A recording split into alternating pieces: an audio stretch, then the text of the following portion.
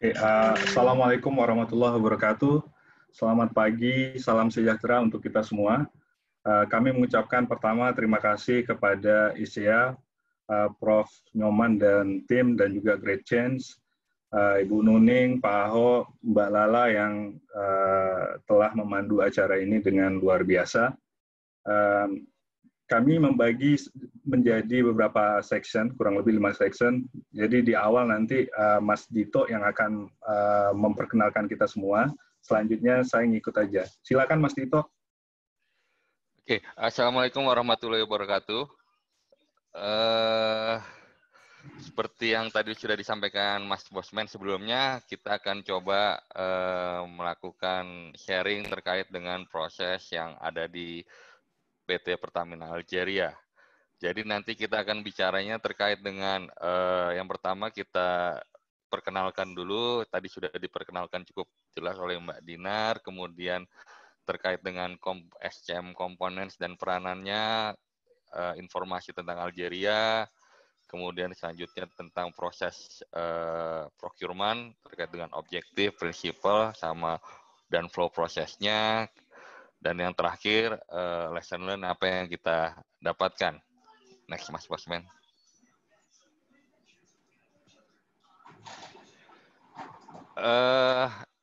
Inilah mohon izin saya akan mencoba memperkenalkan kembali kami yang akan mempresentasikan pada kesempatan kali ini.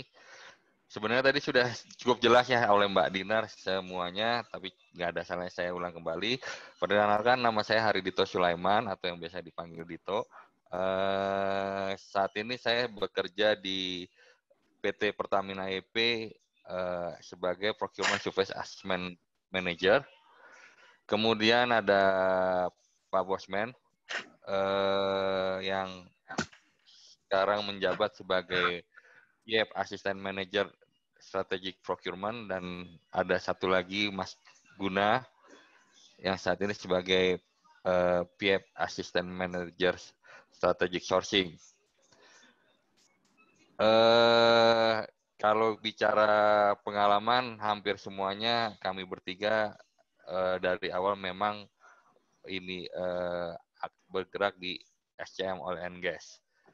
Oke, selanjutnya terkait dengan SCM Components dan rules-nya.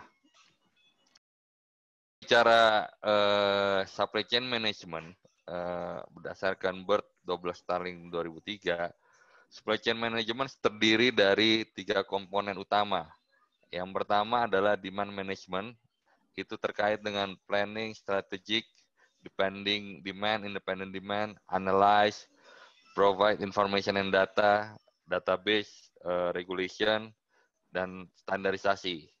Kemudian komponen yang kedua adalah supply management, terkait dengan analisa kebutuhan, proses pengadaan yang meliputi tender, penunjukan langsung, kemudian juga kontrak dan vendor management.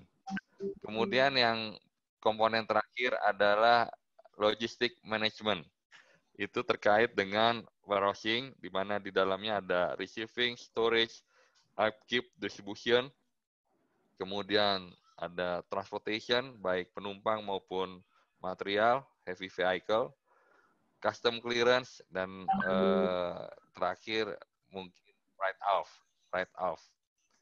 Next. Mohon maaf nih, jadi ada gangguan teknis sedikit, jadi saya ulangin kembali terkait dengan peranan SCM di sebuah perusahaan. Yang pertama adalah menjaga aliran material dan jasa tidak terputus untuk menunjang kegiatan operasional. Yang kedua adalah menjaga level inventory at the minimum point. Yang ketiga tentu memaksimalkan kualitas dari material yang kita beli. Kemudian terkait dengan source of supply, kita harus mencari dan mengembangkan source of supply kita, melakukan standarisasi terhadap produk dan service, dan kemudian berikutnya adalah purchase material at the lowest total cost of ownership. Yang terakhir adalah bekerja sama dengan fungsi-fungsi terkait untuk mendapatkan untuk memenuhi supply and demand?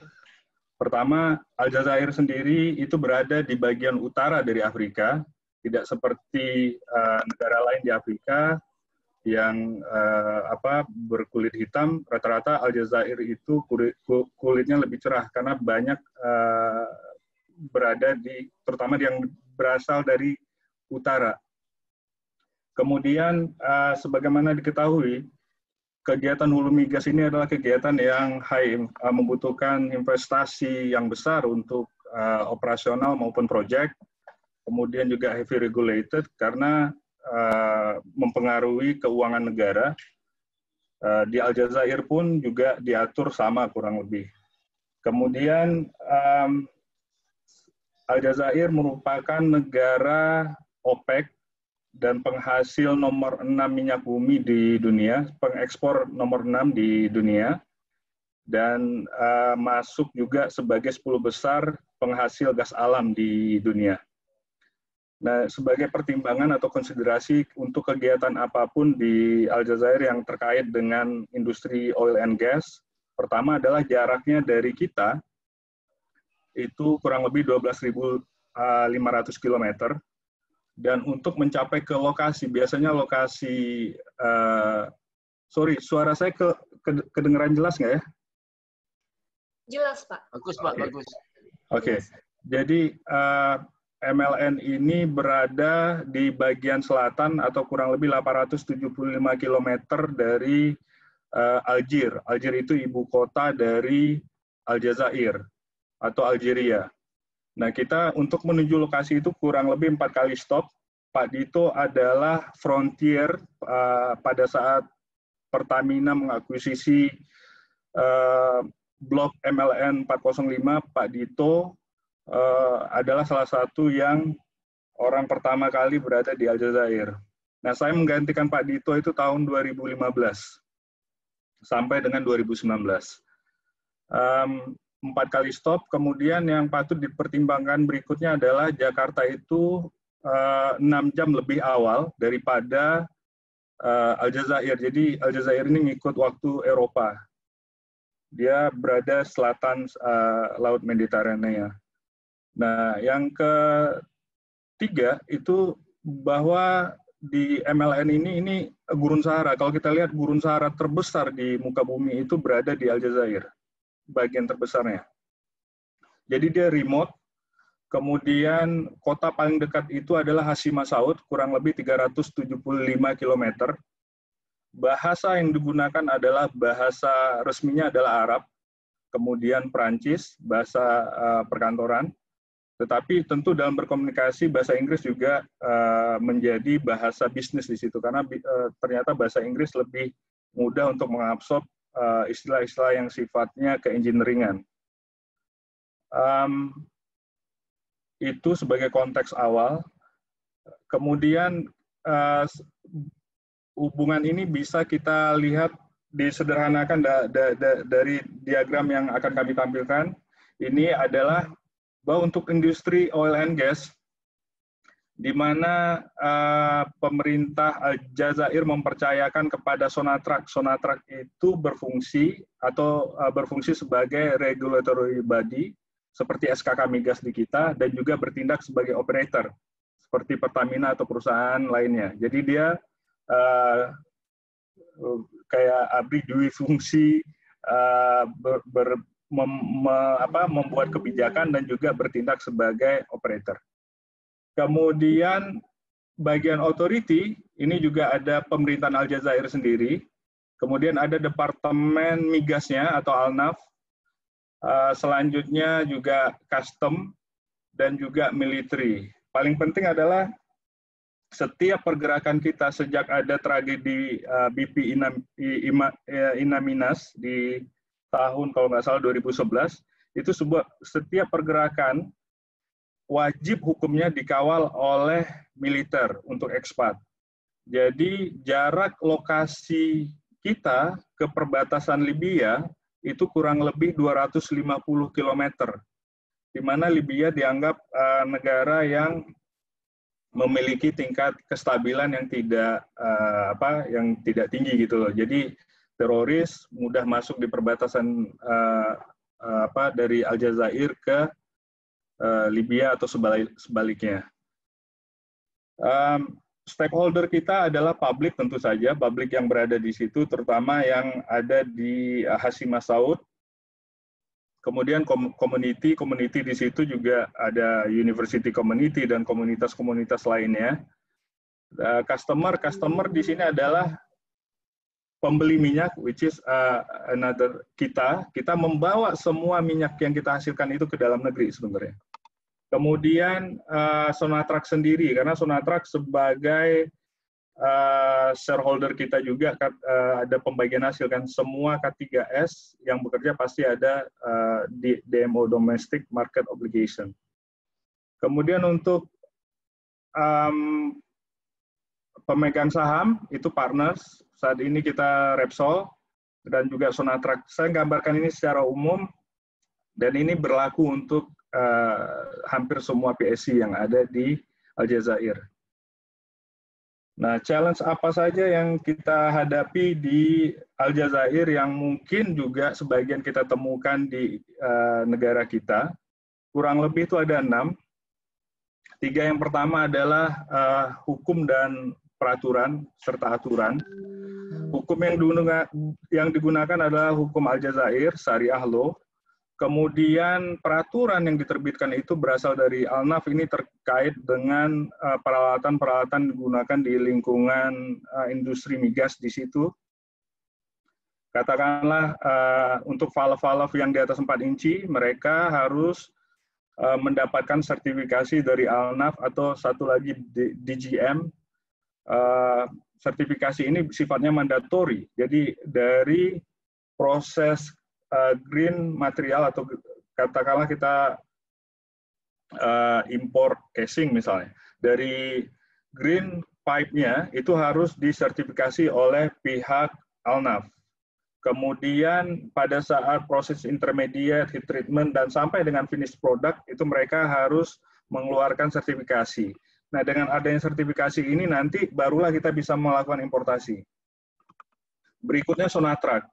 Sonatrach ini sebagaimana yang disampaikan tadi, dia memiliki 2 fungsi sebagai penentu kebijakan. Jadi AFE, kemudian tender plan, dan lain sebagainya terkait dengan proses yang ada di industri migas, itu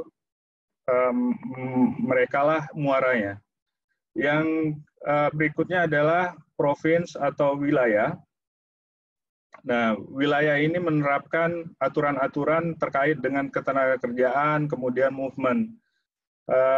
Sebagaimana diketahui bahwa juga ada aturan kalau di Indonesia itu mirip IMB-nya, CTC. Jadi kalau kita memasang pipa harus ada izin penggalian. Nah, itu dari pemerintahan setempat yang aturannya juga harus kita ketahui. Untuk custom dan importation sendiri, ada sedikit, kami melihat ada silo approval process, di mana untuk peralatan-peralatan radio, ini butuh 3 kementerian untuk importasi, bahkan walkie-talkie pun begitu. Jadi, ada Kementerian Pertahanan, Kementerian Dalam Negeri, dan juga Kementerian Perdagangan kalau kita akan melakukan importasi. Jadi, kita harus betul-betul mengukur atau membuat project schedule itu berdasarkan hal-hal yang sudah kita ketahui ini. Kemudian lagi juga ada peralatan yang di Indonesia seperti coverall atau yang sifatnya consumable, itu hal yang biasa untuk dilakukan importasi. Di situ juga butuh approval khusus dari kementerian khusus juga. Katakanlah untuk beberapa material yang liquid, Kementerian Kesehatan. Yang ketiga adalah location dan akses. Karena lokasinya yang sangat jauh dari pusat kota, bahkan di situ tidak ada kota, kita harus melihat juga bahwa jarak dan juga akses ke lokasi itu kira-kira berapa hari gitu ya. Nah, di setiap akses itu juga ada military checkpoint dari Hashim Masaud ke MLN tahun 2017-2018 itu kurang lebih ada 8 military checkpoint, kurang lebih. Nah, keberadaan nomor 4 itu keberadaan supplier, vendor ataupun kontraktor, terutama yang menyangkut dengan OEM itu juga sangat terbatas. Jadi dalam dealing pun kita biasanya langsung ke prinsipal mereka atau perwakilan mereka di Dubai mungkin yang mengurusi Asia Pasifik dan North Africa. Extreme weather ya minus 3 derajat sampai dengan 63 derajat itu terjadi di tahun 2017, 63 derajat. Nah, juga diselingi dengan storm badai pasir. Kemudian untuk kultur dan language sendiri, kita harus lebih hati-hati di situ memikirkan bahwa summertime dan juga Ramadan time itu waktu yang sebagian besar officer pada cuti. Nah, selanjutnya untuk procurement principle ini saya cepat saja di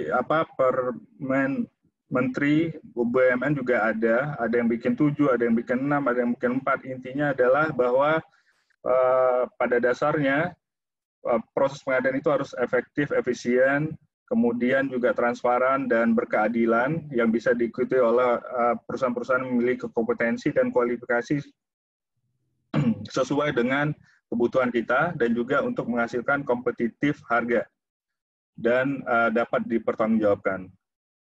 Nah, saya agak sedikit memakan waktu di sini bahwa objektif procurement itu di setiap industri mungkin sama.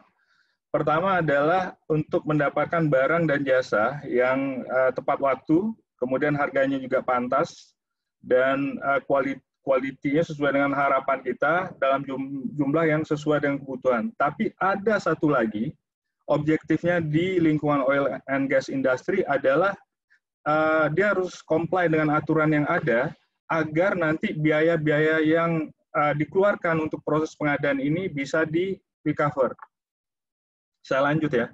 Kemudian untuk cycle-nya sendiri, ada 3 bagian proses yang kita tahu bahwa ada bagian perencanaan, kemudian persiapan untuk prekualifikasi, dan tender selection sendiri.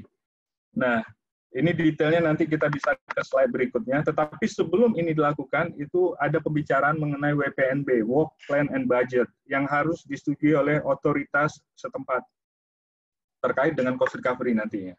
Dan setelah menjadi kontrak, itu harus, sebagaimana kita pelajari di training dengan Pak Prof, harus ada kontrak manajemen dan juga supplier relationship manajemen. Nah, kontrak-kontrak yang dihasilkan ini nantinya akan menjadi acuan atau rujukan dalam penyusunan budget dan anggaran untuk kegiatan di masa yang akan datang. Oke, selanjutnya ini saya kutip dari referensi PTK 007, buku kedua, revisi 4, terdapat di websitenya SKK Migas. Jadi nanti akan ada adjustment sedikit, mulai dari tender announcement, kemudian pendaftaran, registrasi, penilaian kualifikasi, kemudian si bidder mengambil tender dokumen, ada pre-bid meeting, kemudian mungkin ada pertanyaan segala macam, sampailah dengan proses berikutnya pembukaan, evaluasi penawaran, negosiasi, kemudian kita tentukan calon pemenang, kita tetapkan calon pemenang, kemudian pemenangnya diumumkan. Dan ada masa sanggahan di sini. Selanjutnya ada penunjukan pemenang oleh perusahaan. Nanti mungkin Mas Gunadarma akan menjelaskan apa sih yang dilakukan penyesuaian untuk proses-proses Algeria. Mas Guna, dipersilakan. Ya, makasih Mas Bosman. Tadi seperti disampaikan, Sonatrach seperti kayak SKK Migas, tapi dia sekaligus juga operator. Dia membuat suatu kebijakan policy terkait dengan proses pengadaan. Something yang very unique prosesnya adalah tidak diperkenankan adanya credit meeting atau penjelasan dokumen pengadaan kepada seluruh peserta pengadaan. Juga tidak diperkenankan adanya site visit berbarengan. Dan tidak diperkenankan juga ada negosiasi berbarengan dengan beberapa supplier. Secara nature, mereka ingin menghindari adanya komunikasi antara peserta pengadaan satu dan peserta pengadaan yang lainnya. Jadi ini merupakan aturan, kita harus comply dalam upaya kita bisa cost recovery. Kemudian ada terkait dengan threshold. Hampir sama dengan PSC di Indonesia, adanya threshold nilai tertentu yang kita harus diminta approval ke SKK Migas, dan juga partner dalam hal ini juga hampir sama, karena Sonatrach di Algeria juga termnya yang digunakan adalah production sharing contract. Jadi untuk di Pertamina Algeria nilainya threshold-nya sampai $2 juta, di atas $2 juta kita harus approval Sonatrach dan partner. Ini juga kurang lebih hampir sama di Indonesia. Untuk public announcement, nilai tertentu kita harus sampaikan ke CIPD atau ke SKK Migas. Mereka juga punya di Departemen Energi mereka website, dan seluruh informasi terkait pengadaan di Algeria, di Aljazair, itu ada di website pemerintah yang mereka punya. Tadi sudah disampaikan sedikit, selalu challenge-nya any project atau buat operation itu adalah special importation terkait sama radio equipment, karena terkait sama frekuensi radio yang digunakan adalah masih sensitif di Algeria yang membutuhkan approval yang relatif banyak dari departemen terkait. Mungkin slide berikutnya, Mas. Ya, ini sebenarnya mengcopy sedikit yang tadi proses pengadaan versi SKK Migas, tapi perbedaannya karena kita tidak ada pre-bid meeting, adanya periode kualifikasi. Pengambilan dokumen tender itu akan diambil di Hashima Said, kota terdekat dari lapangan kita di MLN. Kemudian periode klarifikasinya diberikan memang lebih panjang, karena memang challenge-nya selalu akan ada pertanyaan dari bidder, apalagi kalau kita tidak melakukan rapat penjelasan ke seluruh peserta pengadaan. Dan periode klarifikasi ini diberikan relatif panjang untuk mengadres semua concern-concern dari peserta pengadaan. Proses yang lainnya sama, penyampaian dokumen penawaran itu harus diberikan seal envelope di Hashima Said juga, baik melalui kurir atau mau melalui kurir ataupun diserahkan secara langsung. Tapi dokumen pembukaan penawaran itu dilakukan di site itu sendiri di MLN, kemudian dievaluasi, ada proses negosiasi, kemudian penentuan calon pemenang, penetapan calon pemenang, pengumuman pemenang, dan ada periode sanggahan. Tapi uniknya kalau di Algeria mungkin karena secara nature mereka tidak pernah lakukan sanggahan karena tidak tahu harga satu dan harga lainnya dan siapa saja sih yang diundang dalam proses pengadaan ini. Baik, silakan Mas Bosman untuk lebih lanjut. Overall untuk supply chain prosesnya itu hampir sama ya. Kebetulan agak berbeda sama Mas Bosman sama Mas Dito. Saya sendiri pada saat di hire tuh langsung udah di Pertamina Internasional. In terms of manajemennya, decision terkait sama strategic planning dan manajemen, ada tadi sempat disampaikan ada proses approval WPNB, itu dilakukan berdasarkan input dari teman-teman di lapangan, kemudian dibawa ke Jakarta, Pertamina Algeria Jakarta, dan juga harus disetujui oleh Pertamina Internasional. Terkait sama decision, terkait sama, mau ada penambahan kapasitas, ada project, ada terkait sama rencana aktivitas drilling, itu bagian dari strategic planning dan manajemen yang disetujui oleh Pertamina Internasional dan partner terkait. Main prosesnya dikelola oleh teman-teman di Pertamina Algeria yang di site, di lapangan, terkait demand manajemen yang tadi sudah dijelaskan, baik barang ataupun jasa, itu di-manage di sana, supply manajemennya juga harus dilakukan di sana. Jadi proses pengadaan untuk di Algeria harus dilakukan oleh fungsi SCM yang memang di Algeria untuk comply dalam upaya cost recovery. Logistik manajemen juga tadi kita lihat di video terkait sama logistik itu di-handle di lapangan itu sendiri. Ada general services itu terkait sama fasilitas ya, terkait manpower, kebutuhan accommodation, itu main proses semua yang untuk menunjang kegiatan operasi Pertamina Algeria. Ada beberapa support proses yang perwakilannya memang ada di pusatnya ada di Pertamina International, tapi ada perwakilannya, ada beberapa perwakilan teman-teman di lapangan untuk IT, human resource, finance, legal dan audit tetap dipusatkan di Jakarta. Ini dalam konteks untuk menyediakan semua jasa-jasa yang terkait material dan servis yang akhirnya bisa menunjang operasi di Algeria. Silakan Mas, berikutnya. Ya, ada beberapa lesson learned yang kita ambil dari kondisi yang cukup unik dan juga mungkin pengalaman PSC di Indonesia berbeda sama PSC di Algeria, dengan kondisi yang terbatas suppliernya, kondisi lapangan yang remote, akhirnya terhadap supplier itu bentuknya harus lebih tinggi lagi dalam bentuk kolaborasi atau partnership. Karena apabila ada masalah, even itu masalahnya di supplier, tetap impact-nya kena ke bagian customer juga. Jadi memang kolaborasi dengan supplier itu juga essence. Kemudian end-to-end prosesnya memang dilakukan di teman-teman di site, di MLN, karena kendalinya ada di sana, mulai dari permintaan sampai managing logistiknya. Integrasi purchasing dan supply function, di sana supply management kita ada membawahi hampir sekitar 25 orang, terkait personel kontrak, procurement, inventory, warehousing, formalities, semuanya di sana.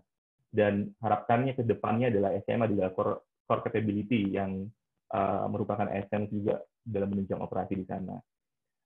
Dan terkait sama proses, dengan apalagi kondisi COVID yang saat ini, selalu ada perubahan terkait sama proses, kayak jadwal rotasi, jadwal pekerjaan, itu dibentuk gimana supaya lebih agile dan juga lebih fleksibel dan tetap memenuhi kebutuhan operasi ada di sana. Tadi disampaikan nggak ada pre-bid meeting. Challenge-nya akhirnya sebelum dilakukan proses pengadaan, dokumen tender itu sangat robust ya, clear requirements-nya, apa yang kita inginkan, KPI-nya seperti apa deliverables yang dibutuhkan gitu. Sehingga pada saat kita udah issue, tidak banyak lagi pertanyaan, karena yang selama ini yang menjadi lagging adalah proses klarifikasi itu sendiri. Dan memang menyiapkan periode klarifikasi itu lebih lama. Biasanya kalau proses pengadaan di PSC, teman-teman di PSC yang ada SK Migas, oke, kita kasih waktu kan 1 minggu atau maksimum 2 minggu, akhirnya untuk mendapatkan tanggapan. Karena memang dilakukan secara bersamaan. Untuk proses pengadaan di Algeria, kita menyiapkan memang periode yang lebih lama, karena memang harus one by one.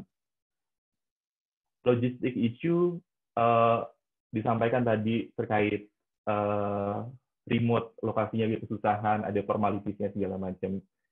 Akan sangat berbeda bentuk inventory atau bentuk sistem bagaimana memanage material di dunia oil and gas dan di dunia manufacture. Dan oil and gas pun akan berbeda kalau di areanya di onshore dan itu dekat ataupun di remote. Akhirnya yang kita gunakan untuk logistik issue, karena beberapa kali ada case tidak ada ketersediaan barang, kita memang menggunakan formula yang sangat konservatif untuk min-max di dalam inventory-nya ya. Memang akibatnya memang ada impact terhadap nilai inventory itu sendiri. Tadi disampaikan juga yang terkait sama logistik, ada banyak checkpoint local authorities yang terlibat. Jadi ada dedicated personel yang kita tempatkan, bagian dari fungsi SCM di Algeria, itu fokus untuk dealing sama local authorities, baik terkait sama custom, sama formalities yang lain-lainnya. dan ini tetap harus dimonitoring karena memang kontrolnya mereka belum menetapkan adanya KPI. Jadi kita sangat-sangat depend on keputusan yang dari local authorities ambil. Ya overall itu terkait dengan lesson learn yang kita hadapi saat ini di teman-teman di supply chain management di Pertamina Algeria. Demikian presentasi dari kami.